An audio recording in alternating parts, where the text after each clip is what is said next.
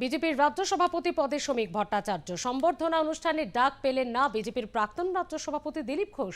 তাই কি অভিমানী দিলীপ কলকাতা ছেড়ে দুর্গাপুরের রাস্তায় ডুগডুগি বাজিয়ে লড়াইয়ের বার্তা দিলেন? কার বিরুদ্ধে লড়াই? যদিও দিলীপ ঘোষ বলছেন দলের সংগঠন গোছানোই তার কাজ, তিনি কোনো প্রতিযোগিতার দৌড়ে নেই। যদিও কোনো কিছুতে না থেকেও আলোচনার কেন্দ্রে সেই দিলীপ ঘোষ। हर हर महादेव, हर महादेव, जय श्री राम, जय श्री राम। দলে থেকেও তিনি যেন ভ্রান্ত। একসময় দাপটের সঙ্গে অগোছালো গেরুয়া শিবিরকে গুছিয়ে নিয়ে লড়াই দিয়েছিলেন দিলীপ ঘোষ। এখন তিনি আর দলের কোনো পদে নেই। গত লোকসভা ভোটে হারের পর থেকেই দলের সঙ্গে যেন দূরত্ব বেড়েছে তার।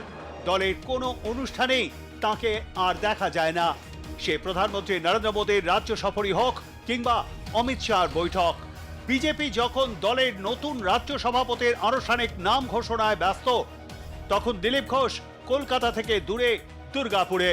এই কেন্দ্র থেকেই তৃণমূল প্রার্থী কীর্তি আজাদের কাছে হারতে হয়েছিল দিলীপ ঘোষকে। বৃহস্পতিবার প্রাতঃভ্রমণে বেরিয়েছিলেন তিনি। দুর্গাপুরের রাস্তায় ঘুরে বেড়ালেন ডুগডুগি হাতে, মিষ্টি মুখও করলেন। দলের নতুন রাজ্য সভাপতি হয়েছেন শ্রমিক ভট্টাচার্য। তবে কি ডমরু হাতে দলকে তিনি কোনো বার্তা দিতে চাইলেন? দিলীপ ঘোষের সোজাসাপটা উত্তর, তিনি কোনো প্রতিযোগিতার দৌড়ে ছিলেন না, সংগঠনের কাজেই তিনি ব্যস্ত। নতুন রাজ্য সভাপতিকে নিয়ে প্রশংসাই শোনা গেল দিলীপ ঘোষের গলায়। অনভিজ্ঞ কেউ যদি বলে থাকে আমার মনে হয় ঠিক বলে না। তিনি সংগঠন জানেন, সংগঠন এক একজনকে তার যোগ্যতা অনুযায়ী সেই কাজটা দেয়। তো শ্রমিক ভট্টাচার্য, আমি যখন পার্টিতে এন্ট্রি নিই, তিনি ছিলেন জেনারেল সেক্রেটারি স্টেটের এবং তিনি এমএলএ ছিলেন বাই ইলেকশনে জিতে। তিনি যেহেতু বিরোধী নেতা ছিলেন বিধানসভায়, তো দুটো পদে চলবে না, সেজন্য তাকে বিরোধী সভা, একাই এমএলএ ছিলেন, তিনি বিরোধী নেতা ছিলেন, তার জায়গায় আমাকে জেনারেল সেক্রেটারি করা হয় পার্টিতে 15 সালে।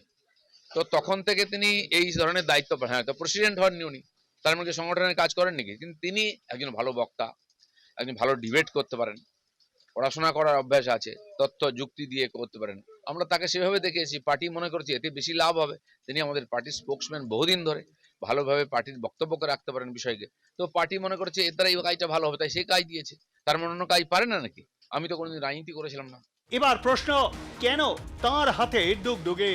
প্রশ্নের উত্তরে দিলীপ ঘোষের উত্তর, সমাজকে লড়াইয়ের বার্তা দিতেই ডুগডুগি হাতে তুলে নিয়েছেন তিনি। ডুগডুগি হাতে কি দলকে ঘুরিয়ে বার্তা দিলেন দিলীপ বাবু? দেখুন, শ্রাবণ মাস এসে গেছে, প্রভু মহাদেব তার ডুগডুগি বাজাচ্ছেন চারিদিকে। তো তার যে হাতে ডমরু থাকে সেটা সমাজকে জাগাবার জন্য সবাইকে।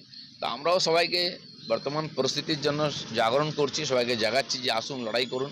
সেই জন্য ডুগডুগি হাতে নিয়েছি মানুষকে জাগাবার জন্য। দিলীপ ঘোষ আর বিতর্ক একই মুদ্রার দুই পিঠ। সম্প্রতি নিজের আইবুড়ো নাম ঘুচিয়ে বিয়ে করায় কম বিতর্ক হয়নি। আবার হঠাৎ করেই মুখ্যমন্ত্রীর আমন্ত্রণে সস্ত্রীক দীঘায় গিয়ে দলকে বিড়ম্বনায় ফেলেছিলেন।